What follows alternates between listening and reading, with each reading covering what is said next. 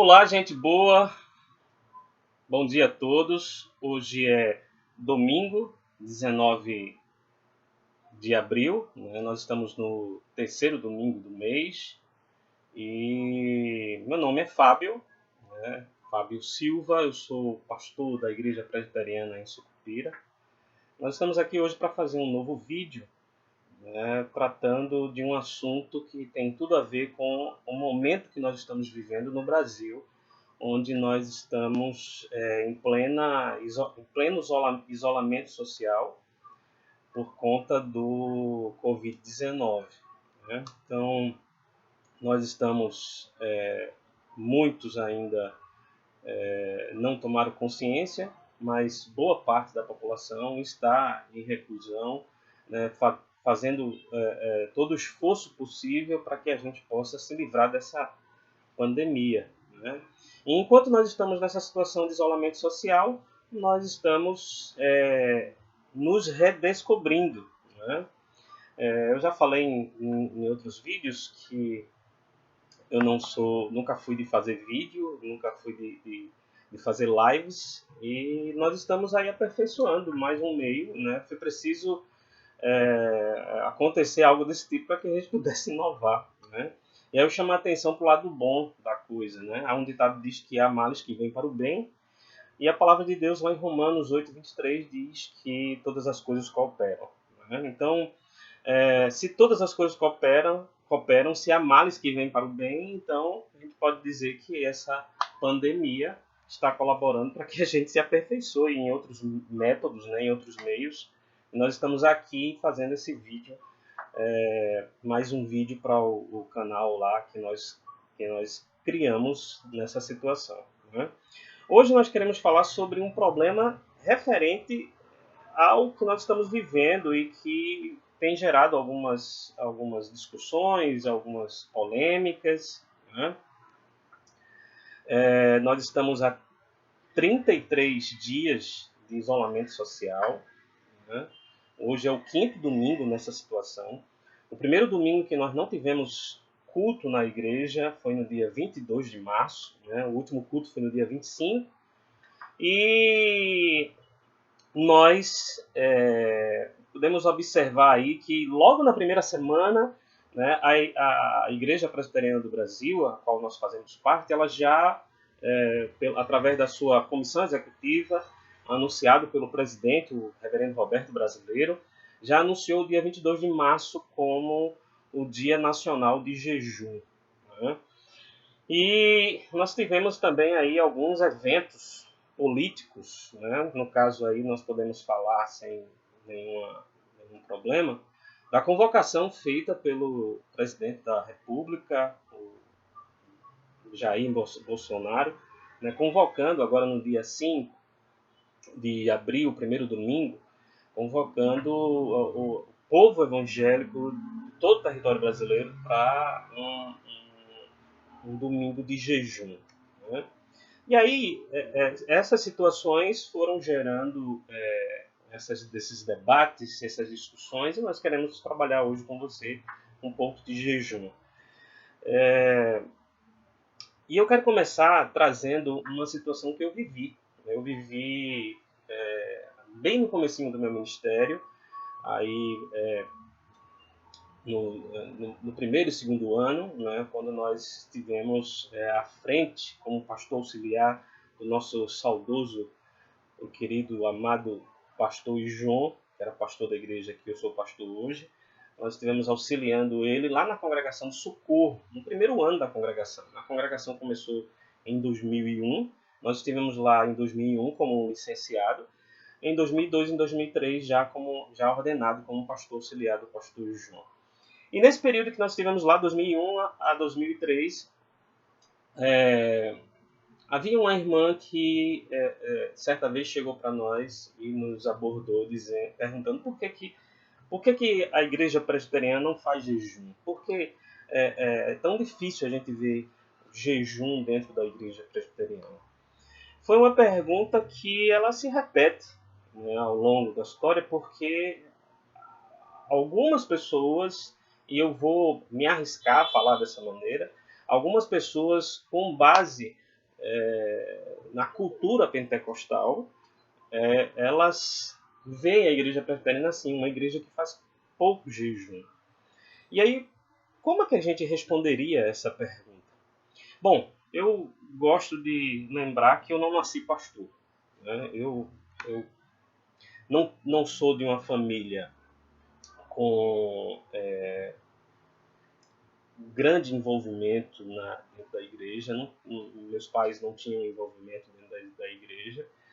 E quem começou a levar para a igreja foi minha avó. Então, já garoto, aí 9, 10 anos, comecei a frequentar a igreja presbiteriana de Areias, na qual eu me converti e me batizei. E quando já estava aí por volta aí dos meus 24, 25 anos, né, eu acho que foi menos que isso, 23 anos, né, eu já era diácono e aí aos 25 eu entrei no seminário. E eu me lembro aí nesse período em que eu passei pela Igreja Presbiteriana de Areias, fui diácono e depois entrei no seminário, que o pastor Irineu Neto, né, nosso querido pastor Irineu Neto, professor de filosofia do Seminário Presbiteriano do Norte, né, que também foi pastor lá de Areias, num período difícil da nossa igreja, da igreja de Areias. Eu falando nossa igreja, até parece que eu sou de Areias, né? Faz muito tempo que eu saí de Areias. Eu saí de Areias no final do século passado, em 1999. Então, o pastor Irineu foi a pessoa que pastoreou a igreja num período difícil. Ele realizou o meu casamento junto com o pastor Walter Amorim, da Igreja Batista de Cavaleiro, que era o pastor da igreja que minha esposa fazia parte, né? E também foi meu professor de seminário, né? Professor de filosofia.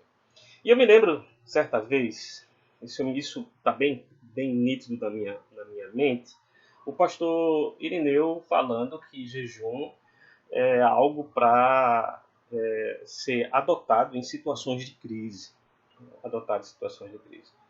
E essa referência eu tomei para mim, né? Tomei para mim durante toda a minha caminhada.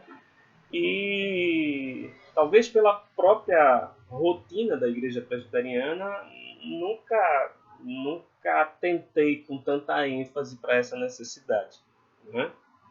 Mas baseado em que se faz jejum em situação de crise? Por que só em situação de crise? Deixa eu começar aqui com um texto de Mateus, capítulo 9. Esse é um dos textos que nós podemos encontrar na Bíblia falando sobre a questão do jejum. Mas eu escolhi esse texto porque ele é bem interessante. Talvez a pergunta que eu ouvi da irmã por que a igreja presbiteriana não faz jejum, né, tomando como referência aí a cultura pentecostal, podemos assim dizer, né, ou aquelas igrejas que costumam fazer muito jejum, né, e aí, fazendo comparação, a gente vai dizer que a igreja presbiteriana não faz tanto jejum. Mas tem um texto aqui de Mateus 9, a partir do verso 14, né, que tem na edição atualizada, tem o título de A Cura de um Jovem Possesso. E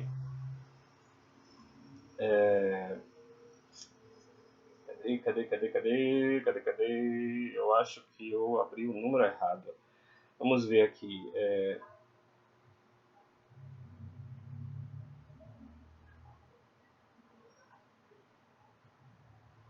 Eu abri errado. Não é Mateus 9,14.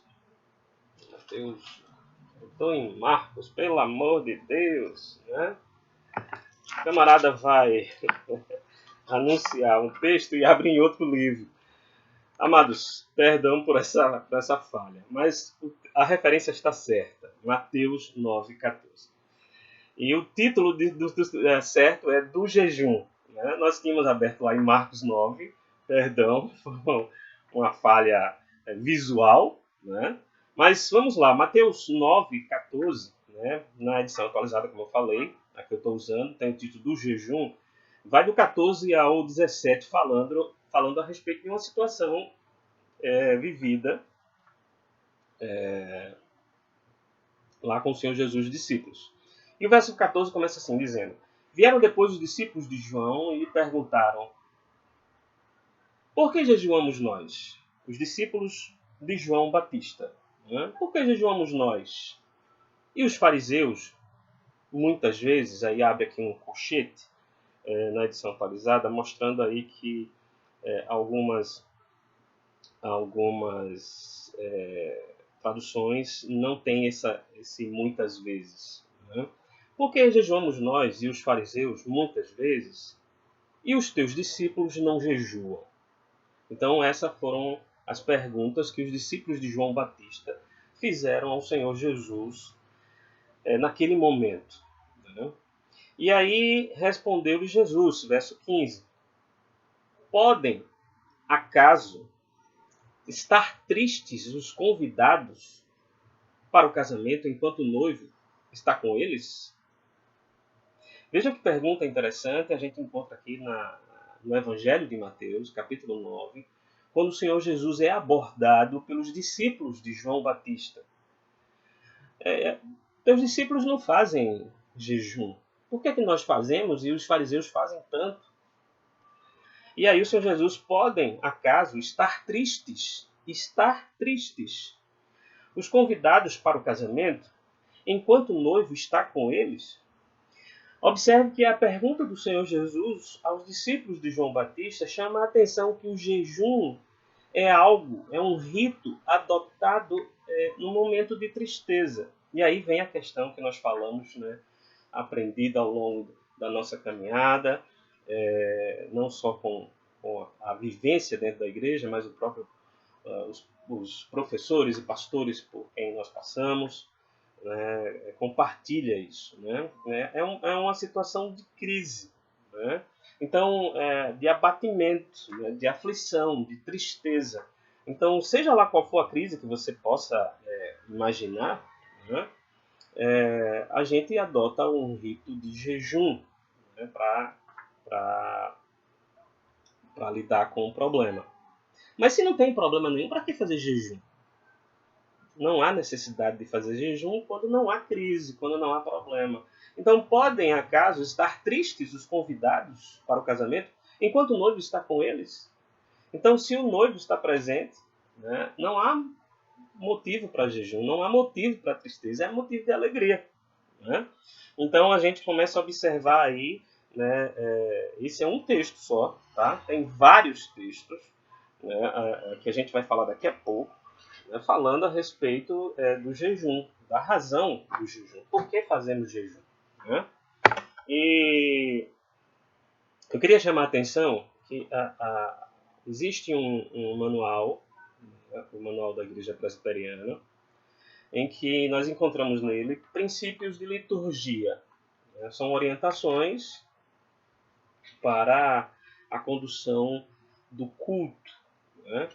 No capítulo 11 dos princípios de liturgia da Igreja Presbiteriana do Brasil, que trata de jejum e ações de graças, a gente encontra 2 artigos apenas nesse capítulo.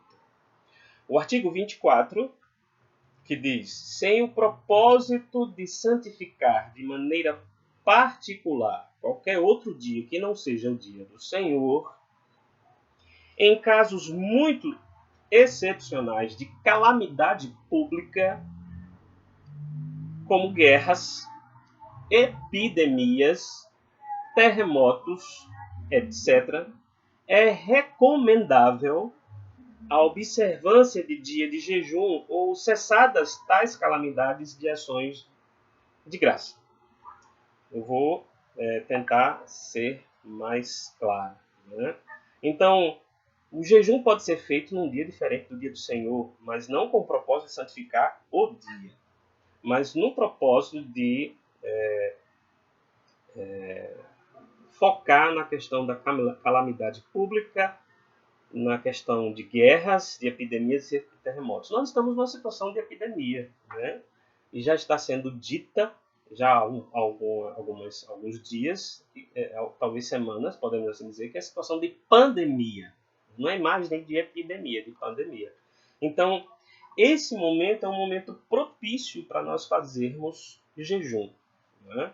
Ao final, cessadas essas situações calamitosas, né? Cessada essa pandemia, nesse caso específico aqui, aí a gente para, de acordo com o artigo 24 dos princípios de liturgia da Igreja Presbiteriana do Brasil, a gente para de fazer o jejum.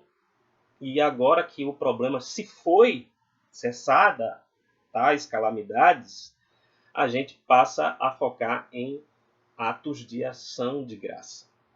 Né? Isso aqui é o que fala o artigo 24, o primeiro artigo do capítulo 11 dos princípios de liturgia da Igreja Presbiteriana do Brasil. Então, quando é problema, jejum. Quando não tem problema, é ação de graça. Né? Tem problema, jejum. Não tem problema, ação de graça. Né? Agora, tem mais um artigo que é bom, eu quero deixar também os irmãos a par desse artigo. O artigo 25 diz: os jejuns e ações de graça poderão ser observados pelo indivíduo ou família, ou igrejas ou concílios. Pelo indivíduo ou família, pela igreja ou concílios. Então, quem observa isso aí, de acordo com o artigo 25, indivíduos, família, igreja e concílios. A liderança da igreja tem parte nisso. Né? Mas aí eu queria chamar a sua atenção para o que a palavra de Deus fala a respeito do jejum, da condução do jejum. Então, com a ajuda de uma chave bíblica, nós levantamos aqui diversos, eu nem contei quantos textos tem, diversos textos bíblicos falando a respeito de jejum. Na minha relação, eu nem coloquei o texto que talvez tenha sido o pontapé inicial para todos esses textos que estão aqui. Né? A chave bíblica que eu começa citando 1 Samuel 7, né, capítulo 6, em que fala que é preciso fazer o jejum. O jejum tenha um aspecto de sinceridade, tenha sinal de sinceridade. 1 Samuel 7, verso 6, perdão. Congregaram-se em Mispa, tiraram água e derramaram perante o Senhor. Jejuaram aquele dia e ali disseram: pecamos contra o Senhor. Samuel julgou os filhos de Israel em Mispa. Né? Então, essa atitude aqui, onde inclui o jejum, mostra que havia sinceridade de quem estava ali naquela situação diante do Senhor. Né? Então, o jejum é um ato de sinceridade. Mas isso aqui é só o primeiro versículo que nós encontramos na chave bíblica. Tá? Então, a gente vai ver diversos versículos nos livros de Samuel, livro de Reis, livro de Crônicas, Esdras, Neemias, Salmo, Isaías, Jeremias, Daniel, Joel, Jonas, Zacarias. São textos citados a partir da edição atualizada, revista e atualizada. Tá? E a gente vai encontrar em todos eles aí o jejum relacionado a momento de crise, a grande transgressão. Né? Então, há uma transgressão, é preciso fazer o rito adequado, o jejum. Situação de socorro, pedido de socorro ao Senhor, situação de medo, né? Se faz um jejum, como a gente pode ver, por exemplo, em 2 Crônicas 20, verso 3. A gente vai ver que é preciso que tenha no ato de petição uma condição de humilhar-se perante o Senhor. É preciso que a gente observe, por exemplo, Neemias capítulo 9, que em contrição, em sinal de arrependimento, de confissão de pecados. Mas também a gente pode ver que a intercessão não é só apenas para si mesmo, para nós mesmos, mas a gente pode ver, por exemplo, que a intercessão pode ser em situação de intercessão, um pedido de intercessão, pedir para alguém jejuar para você, como a gente vê em Esté 4,16, jejuar intercedendo por você, ou você jejuar intercedendo por alguém, né? A gente pode ver também que jejum ele pode trazer como uma característica a aflição. A pessoa está aflita, né? E a pessoa faz jejum, né? A gente não vê essa palavra jejum, mas Ana não comia quando estava pedindo ao Senhor o seu filho Samuel, né? Então é um momento de aflição. E a gente vai ver momento de clamor em Joel, né, capítulo 1, verso 14, capítulo 2, verso 15 de Joel. A gente vai ver que é um clamor ao Senhor, então está associado aí ao jejum. E chama atenção para Jeremias 36, 6, onde é justamente o texto que nós falamos, que não está nessa relação da chave bíblica, mas que é o pontapé, podemos dizer, inicial, para que tenhamos todas essas passagens a respeito do jejum. Jeremias 36, 6 diz: Entra, pois, tu, e do rolo que escreveste, segundo o que eu ditei, lê todas as palavras do Senhor diante do povo, na casa do Senhor, no dia de jejum, e também as lerás diante de todos e de Judá, que vê das suas cidades. Isso aí é a orientação que o profeta Jeremias está dando ao seu escriba, chamado Baruque, né? E aí o que chama a atenção aí é a questão quando ele fala que lê todas as palavras do Senhor diante do povo, na casa do Senhor, no dia de jejum. E aí a gente vai fazer a pesquisa nas referências bíblicas, verificar que dia de jejum é esse. E aí a gente vê lá as instruções em Levítico capítulo 16. Levítico 16 fala sobre a primeira instrução que a gente vê no Velho Testamento a respeito do jejum, né? O dia da expiação. Então, do verso 1 até o verso 10, a gente vê aí a norma a respeito do dia de expiação, né? Além de Levítico 23, a gente ainda vê aqui ainda outra passagem, também, outra passagem aqui também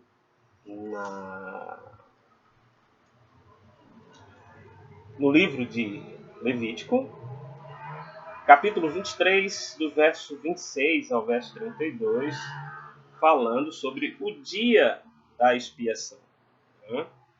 E quando fala a respeito do dia da expiação, fala justamente que não se deve comer nada nesse dia, nesse momento que estiver fazendo a expiação, né? Então, a partir disso aí, se criou um costume dentro do povo judeu, né, do dia de expiação. Geralmente isso aí era final de setembro, início de outubro, né? Então, 15º dia, mais ou menos, né, do 10º mês, né, se fazia o dia da expiação. Mais ou menos isso, ok? Então, a expiação, o jejum estava relacionado à expiação. O que é expiação? Expiação é o ato de remir, né? É remissão. É um momento em que a gente paga pelo nosso pecado. Logicamente que agora o nosso pecado, nesse momento da nova aliança, ele já foi expiado pelo nosso Senhor Jesus. Nós já fomos redimidos no sangue do Calvário, né? Mas na velha aliança, eles tinham, né, sempre que alguém pecava, cometia algum pecado, tinham que pagar, podemos assim dizer, esse pecado lá diante do sacerdote, né? E aí existia um dia específico de expiação, né, o dia da expiação, onde se fazia jejum, né?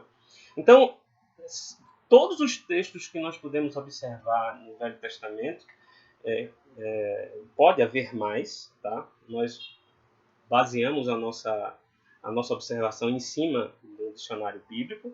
Todos os textos que nós já observamos no Velho Testamento, o jejum está relacionado à calamidade, a problemas, à aflição, à tristeza, à angústia, a arrependimento, né?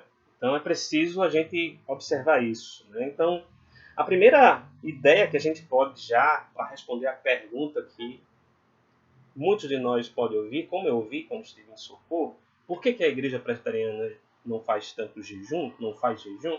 É justamente por causa disso, né? É um momento de aflição. Mas a pergunta ainda não está totalmente respondida, porque eu quero chamar a atenção para o Novo Testamento. O Novo Testamento faz uma relação a respeito do jejum, mas a gente vê muitas situações, principalmente nos evangelhos, porque fora dos evangelhos a gente vê algumas citações em Atos e Coríntios. Eu estou novamente reforçando de que baseado num dicionário da tradução revista e atualizada. Tá? Talvez a gente, se fizer um estudo mais amplo, mais profundo, a gente possa encontrar outros textos relacionados.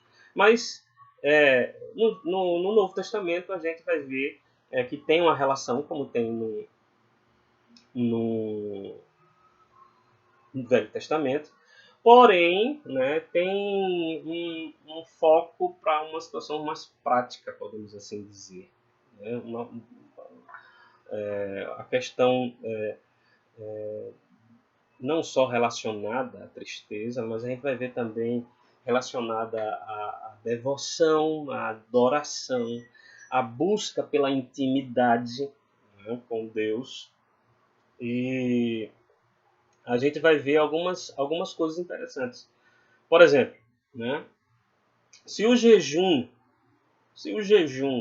foi feito, se o jejum está relacionado com situações de calamidade, de crise, e também está relacionado à contrição, arrependimento, à confissão de pecados. Por que que o Senhor Jesus ele jejuou lá no capítulo 4 de Mateus, né? Quando ele esteve no deserto por 40 dias? Ali o Senhor Jesus não estava confessando pecado. Ele não tinha pecado. Apesar de ele estar como ser humano numa condição debilitada, frágil, e por isso que a gente conhece como a tentação de Cristo. Né? Ele não estava, ele estava ali dando o exemplo de como nós devemos fazer o jejum. Né? Ele é a nossa referência principal, né, para isso. Além dele estar dando o exemplo, a gente vai observar, né, que alguns estudiosos fazem relação, né, dos 40 dias do Senhor Jesus no jejum com os 40 dias, melhor, os 40 anos da caminhada do povo no deserto. Né? A questão do sofrimento lá. Né? Então, há uma relação a isso, né, em relação a isso. Primeira edição da Bíblia de Estudo de Genebra, ela diz assim no seu comentário, forma um paralelo com a provação de Israel no deserto. Os 40 dias correspondem aos 40 anos de caminhada do povo. Este evento recorda Deuteronômio 8, de 1 a 15, usado por Jesus em resposta a uma das tentações. A experiência de Israel no deserto foi o tipo ou a sombra da tentação de Jesus no deserto após o batismo. Né? Então está aí a relação, né? Não só serve de exemplo para nós, como também, né, tem essa relação aí com a caminhada do povo no deserto. Mas aí eu também chamo a atenção para uma passagem aí dentro do Sermão do Monte, né? Eu vou aqui citar Mateus 6, onde a gente, na edição atualizada, tem como título, lá no capítulo 6, como jejuar, a partir do verso 16. Como jejuar? E aí o Senhor Jesus diz assim, quando jejuardes, não vos mostreis contristados, como os hipócritas, porque desfiguram o rosto, com o fim de parecer aos homens que jejuam. Ou seja, quando nós... Né, sabe aquele ditado que diz assim, cara feia para mim é fome? Cara feia para mim é fome. Né? Às vezes a gente vê pessoas falando assim, alguém está lá emburrado, né? carrancudo, e aí alguém vai lá e faz o afronta. Que foi? Né? Cara feia para mim é fome. Né? Então, essa relação, né, tem a ver. Né? A pessoa quando está debilitada, está com fome, está faminta, está fraca, né, ela tem um aspecto de sofrimento. Uma pessoa bem abastecida, né, uma pessoa que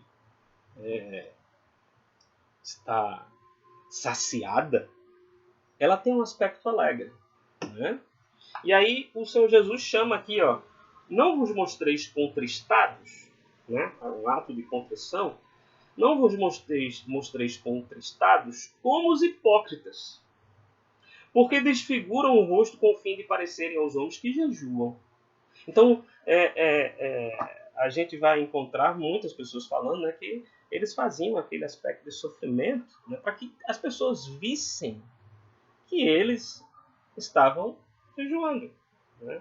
Era a recompensa deles, e o texto fala isso, né, continuando assim, em verdade vos digo que eles já receberam a recompensa. A recompensa deles é as pessoas verem.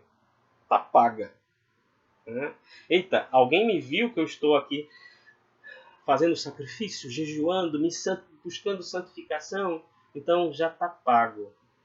Né? Verso 17 diz assim, tu, porém, quando jejuares, unge a cabeça. A ideia de ungir, de unção, é uma ideia associada à alegria. Quando, porém, jejuares, unge a cabeça e lava o rosto, com o fim de não parecer aos homens que jejuas, e sim ao teu Pai em secreto. E teu Pai, que vê em secreto, te recompensará. Então, o ato do jejum, ensinado pelo Senhor Jesus lá no Sermão do Monte, é para que a gente faça o jejum para Deus. Não é para fazer jejum para os homens, para as pessoas nos verem, mas para Deus. E se preciso for, eu lavo o rosto, eu mantenho uma aparência boa, mantenho um bom aspecto, para ninguém estar percebendo que eu estou fazendo jejum. É algo pessoal. Quando fala em secreto e o teu pai vê em secreto, está dizendo assim, olha, é uma coisa só você e Deus. O jejum é algo particular. Né? Então, aqui são alguns textos que nós citamos da nossa busca no dicionário bíblico, né? Mas a gente pode ver não só o que apontam esses textos, mas também a gente pode também trabalhar em cima do que é o jejum. O que é o jejum? Então a gente pode dar um conceito que mais ou menos fale sobre abstinência.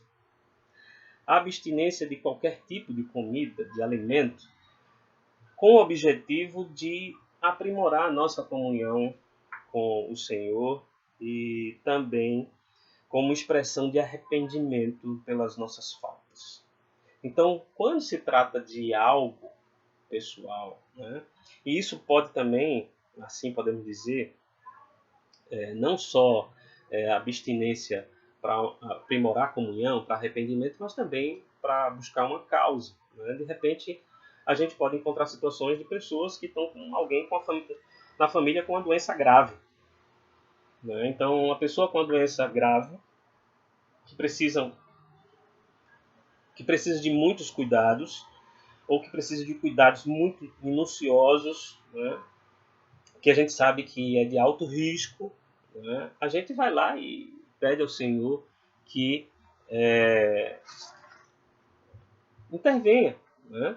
Que o Senhor nos ajude. Então o jejum é bom para esse momento. Então o conceito seria esse, abstinência de qualquer tipo de comida, de alimento, no objetivo de aprimorar a nossa comunhão, no objetivo de interceder por alguém ou por nós mesmos, ou até mesmo no sentido de arrependimento pelas nossas faltas, né, pelos nossos pecados. Olha, o que é que jejum não é? A gente pode levantar inúmeros itens para afirmar o que é que jejum não é, certo? Então, por exemplo, jejum não é moeda de barganha. Não pense que você fazendo jejum, você vai amolecer Deus e Deus vai dar tudo o que você quer. Jejum não é o ato que se faz lá nos filmes de fantasias, né? Onde a pessoa vai lá e esfrega a lâmpada, o gênio sai e concede 3 desejos. Não. O gênio, nesses filmes de fantasia, ele está subjugado pela vontade de quem esfregou a lâmpada. E ele tem que cumprir os desejos. Deus não está subjugado a ninguém. Deus não vai cumprir desejos de ninguém só porque fez jejum. Não é moeda de troca, não é moeda de barganha. Né? Também não é talismã, não é amuleto. Né? Você não pode usar nesse sentido, né? Como se fosse proteger, né, você de alguma coisa. Não é garantia de bênção. Há textos que a gente pode encontrar textos, somente no Velho Testamento, de pessoas que fizeram, de grupos que fizeram jejum e Deus não atendeu o jejum. Deus não respondeu favorável a quem estava fazendo jejum. Também não é meio de subjugação de Deus. A gente não pode, de maneira nenhuma, dominar Deus. Não tem como dominar Deus. Deus é o Senhor Supremo. Né? Então não tem como... sabe aquela coisa que criança faz com o pai? Né? Que até já está com esse mundo que virtual que nós estamos cheio de vídeos e áudios e fotos, né, espalhados. A gente vê memes, né, e coisas desse tipo. De gente fazendo aquele olhinho do gato de botas lá do filme Shrek, né?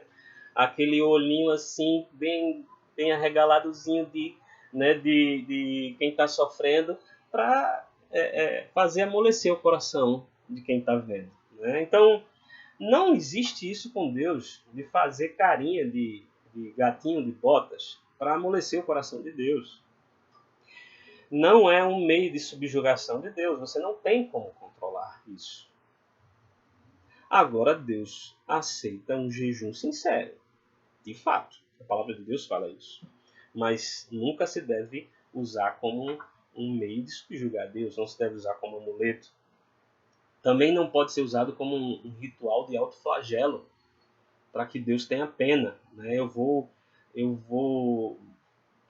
me flagelar, me sacrificar, me esmurrar, né? Fazer sofrer o meu corpo para que Deus se compadeça ao bichinho, né? Coitado, né? Eu vou ajudá-lo. E também não pode, de maneira nenhuma, no jejum, o jejum não é demonstração de uma aparência de sofrimento, de tristeza, né? Ou de santidade. Não tem nada a ver com a aparência.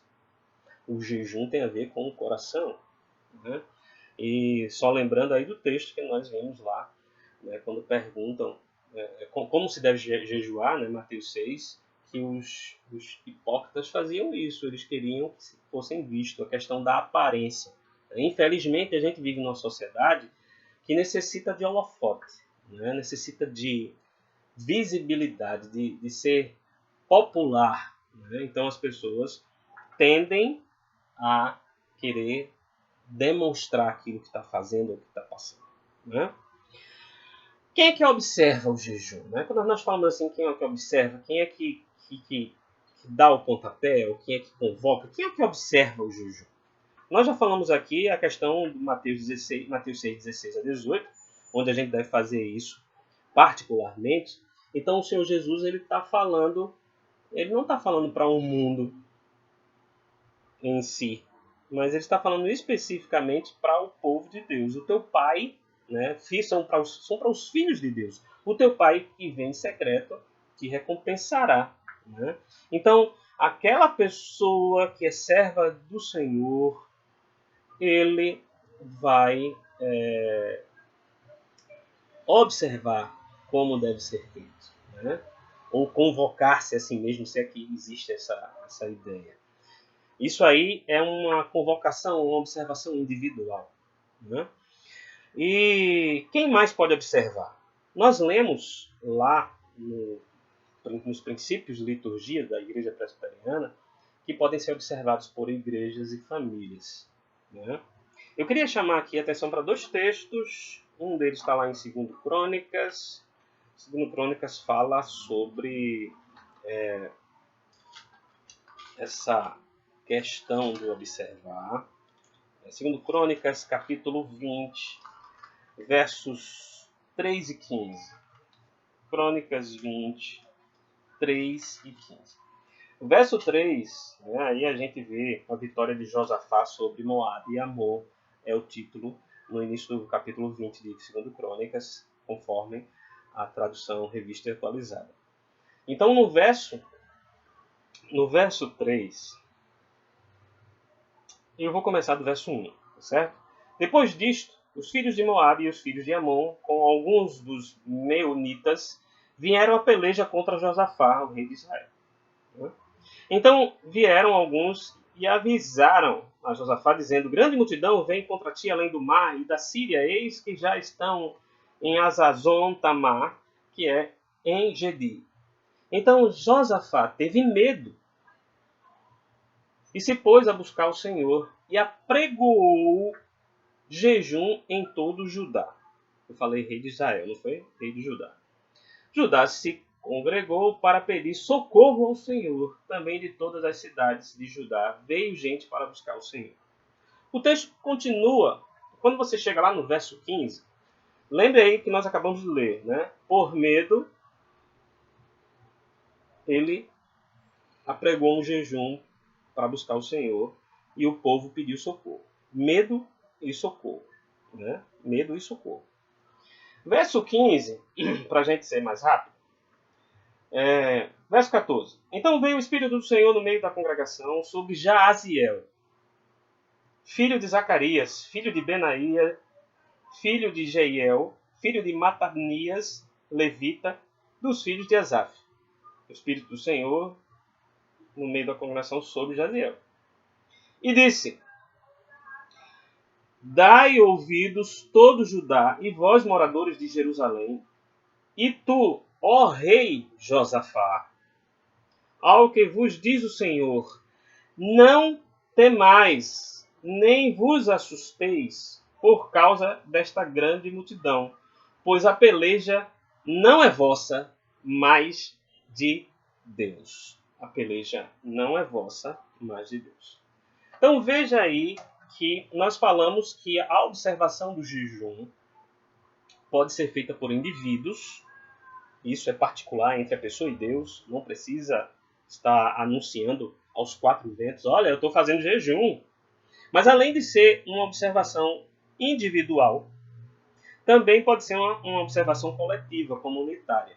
Aqui a gente vê o rei de Judá, Josafá, convocando o povo para jejuar diante do Senhor. E Deus atendeu a súplica do seu povo.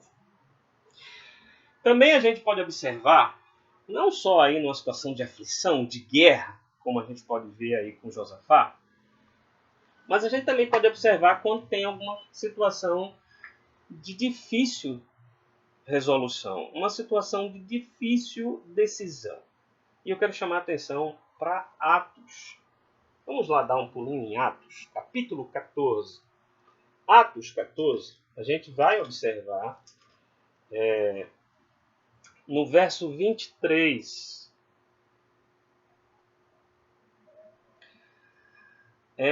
no texto, segundo a edição atualizada, revista atualizada, do verso 19 ao verso 28, onde tem o título Paulo é apedrejado.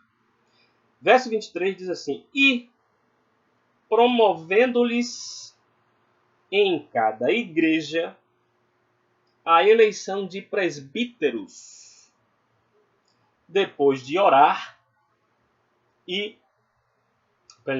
depois de orar com jejuns, os encomendaram ao Senhor em que haviam crido.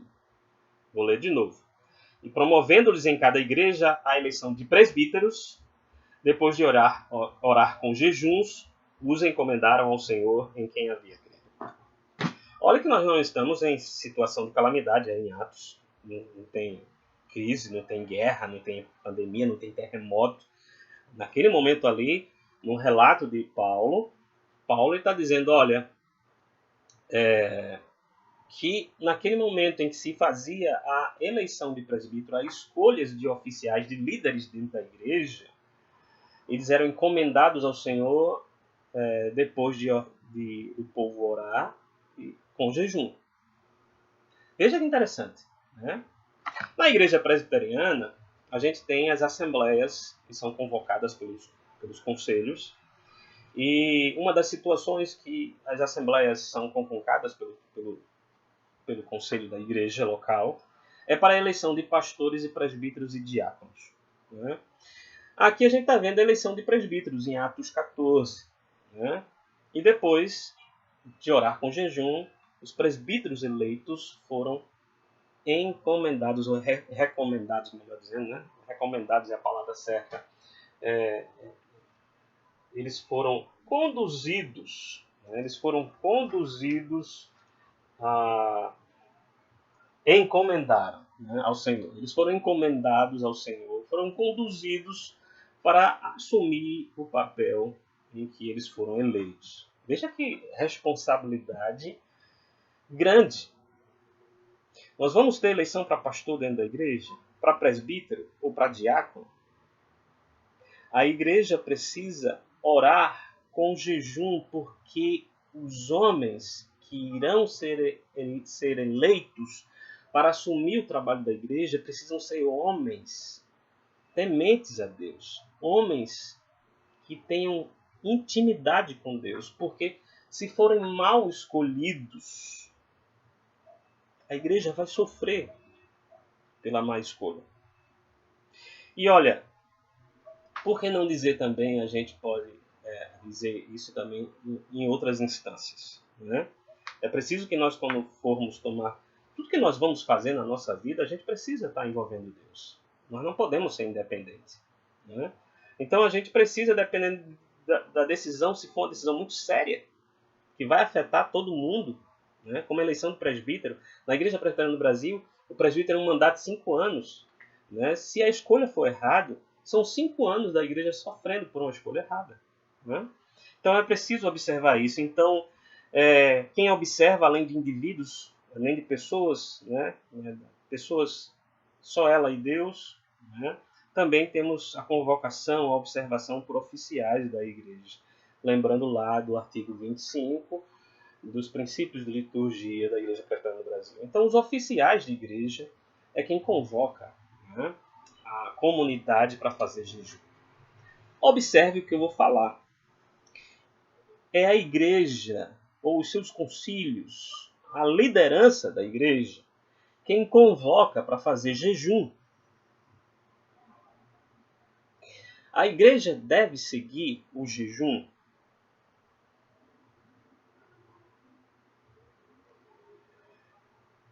Convocada por um ímpio?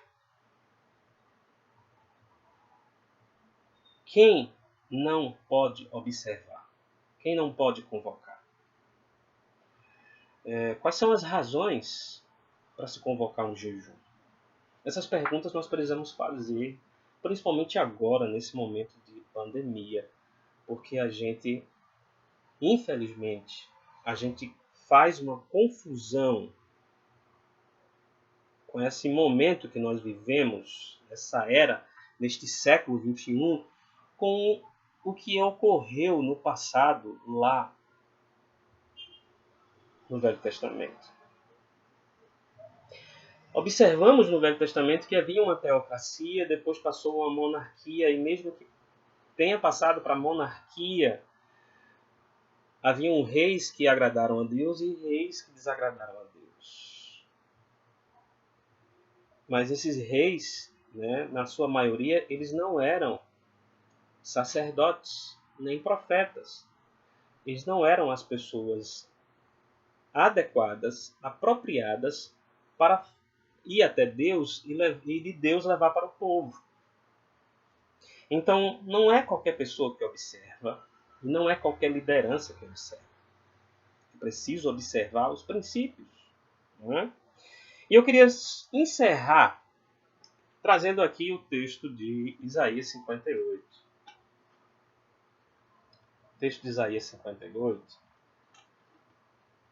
fala um pouco de como é que Deus quer que seja feito o jejum. Isaías capítulo 58, a partir do verso 3.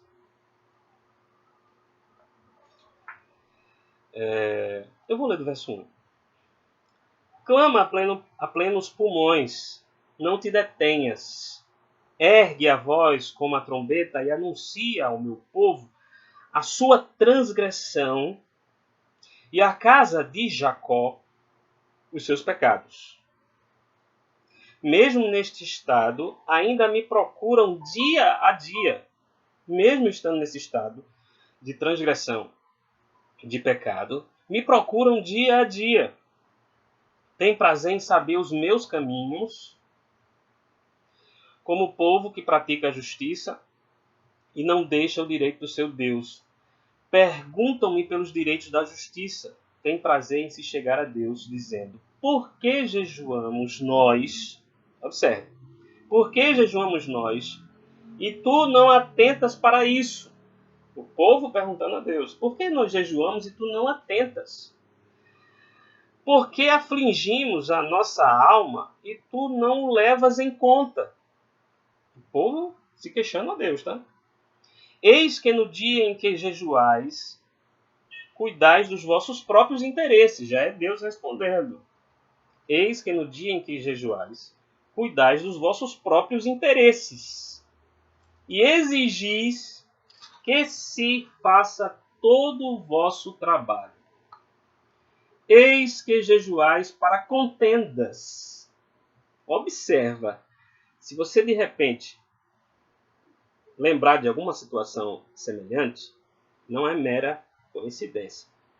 Eis que jejuais para contendas e para rixas, e para ferirdes com punho iníquo, jejuando assim como hoje.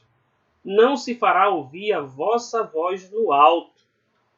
Seria este o jejum que escolhi, que o homem um dia aflige a sua alma, incline a sua cabeça como o junco e estenda debaixo de si pano de saco e cinza? Chamarias tu a isto jejum e dia aceitável do Senhor? E aí o texto ainda continua, verso 6. Porventura não é este o jejum que escolhi, que soltes as ligaduras da impiedade, que desfaça as ataduras da servidão, deixes livres os oprimidos e despedaces todo jugo? Olha o jejum que Deus escolheu. O jejum que Deus escolheu é o jejum que solta ligaduras da impiedade. É o jejum que desfaz das ataduras da servidão. É o jejum que deixa livres os oprimidos. É o jejum que despedaça todo o jugo. Porventura não é, verso 7, porventura não é também que repartas o teu pão com o faminto? Olha o jejum que Deus escolheu. E recolhas em casa os pobres desabrigados? E se vires o nu, o cubras, e não te escondas no teu semelhante? Verso 8, então romperá a tua luz como a alva, a tua cura brotará sem detença, a tua justiça irá diante de ti, e a glória do Senhor será tua retaguarda. O texto continua, mas observe o que diz lá em Isaías. O jejum do Senhor tem a ver também, o jejum que o Senhor escolheu tem a ver também com o próximo. Tem a ver com empatia.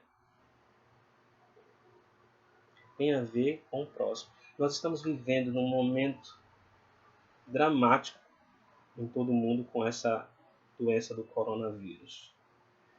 E nós precisamos pensar no nosso próximo. Pensar em todas as pessoas. ao permanecer isolado, eu estou pensando não só em mim, que sou diabético tipo 2. Estou pensando no meu filho, que é alérgico. Estou pensando na minha mãe, meu pai, meu sogro e minha sogra, que tem mais de 70 anos, grupo de risco. Estou pensando na minha irmã e meus sobrinhos, que também são alérgicos. Meu pai, que é cardiopata. Então é preciso que a gente pense no jejum dessa maneira. Que o nosso jejum não seja falso, aparente, ritualístico, mas que seja de coração e não só para o nosso próprio bem, mas para o bem daqueles a quem amamos. Se a gente pensar dessa maneira, a gente vai fazer um jejum correto. E jejum não é para o nosso próprio interesse, como diz aqui em Isaías, mas para o interesse do Senhor. Então eu vou me dedicar, eu vou focar em oração, eu vou fazer aquilo que agrada a Deus. Eu, como servo do Senhor, você, como servo do Senhor, precisamos atender à vontade do nosso Senhor. Não é? Precisamos estar atentos a isso. Não é a minha vontade, não é o meu interesse. Então eu gostaria de compartilhar isso com você hoje, certo? Sobre o jejum. Será que nós, nesses 5 domingos, né, foram anunciados alguns domingos aí, 3 no mínimo, para a dedicação ao jejum, será que nós jejuamos da forma correta? Será que nós nos dedicamos à oração, foco total do jejum em momento de oração? Porque ficar sem comer, simplesmente, não é o jejum que agrada a Deus. É preciso que a gente foque em oração. E não precisa ser algo publicado. Não preciso pegar o celular, né? Como a gente faz, como a gente vê aí muitas pessoas, pega o celular e bate a selfie. Olha, eu estou fazendo meu jejum hoje. Não precisa disso. Eu quero encerrar dando uma sugestão. Isso foi uma coisa que eu elaborei assim, rapidamente ontem de noite. Né? Pesquisei rapidamente. E tem um vídeo bom, tá? Sobre... Eu acho muito legal. Qual a importância do jejum na vida do cristão? Né? É um vídeo da série Em Poucas Palavras, de número 091, hashtag 091, onde o pastor Augusto Nicodemos, quando era ainda pastor lá da igreja de Goiânia, no estado de Goiás, ele gravou. Foi gravado. Qual a importância do jejum na vida do cristão? Ele gravou isso em agosto de 2015. A gente não estava passando por pandemia. Então não tem nada a ver agora nesse momento. Uma orientação fora da nossa situação atual, mas que vale a pena você dar uma olhada. Depois, se você puder, assista lá. Em poucas palavras, hashtag 091 com Augusto Nicodemos, né? O tio Nico para muitos, ok? Vamos encerrar? Já falei demais. Nós vamos orar pedindo a Deus que a sua graça seja maravilhosa sobre nossas vidas nessa questão. Pai Santo, Deus eterno, o quanto nós ainda precisamos aprender da Tua palavra, Senhor. Ao estudarmos, ao observarmos, nós podemos observar que muitas vezes nós fazemos coisas de forma cultural, porque nos ensinaram assim e aprendemos dessa maneira e fizemos assim, mas a gente não observa a fonte, né, a base para isso. Hoje nós podemos falar um pouco aqui dessa base do jejum, Senhor. Nessa pandemia que alguns especialistas ainda dizem que não chegou no pico, nós precisamos, ó Pai, nos colocar aos Teus pés, nos humilharmos aos Teus pés. Como muitos têm citado, segundo Crônicas 7, se o meu povo que se chama pelo meu nome se humilhar e me buscar, é isso que nós precisamos fazer, humilhar-se diante de Ti, Te buscar. E ao fazer o jejum, fazer dessa forma. Por isso, ó Pai, nós te suplicamos, ó Deus, que o Teu Espírito Santo trabalhe em nosso coração a forma correta, ensinada pela Tua palavra de como fazer o jejum. E ao fazermos o jejum, façamos o jejum para Te agradar. Não agradar a mais ninguém, mas apenas a Ti, Senhor. Derrama a Tua graça, a Tua misericórdia sobre cada um de nós. que nós possamos, Senhor, fazer a Tua vontade, satisfazer a Tua vontade, assim como Tu tens ensinado a Tua palavra. Nós assim te oramos, em nome de Jesus. Amém. Deus abençoe a todos e até o próximo vídeo. Se gostou, nós pedimos aí que você dê o seu like, se possível, se inscreva e aperte no sino para receber notificações de novos vídeos quando nós fizermos. Um abraço a todos, um bom domingo e um bom início de semana. E cuide-se. Cuide-se e cuide de quem você ama. Deus os abençoe.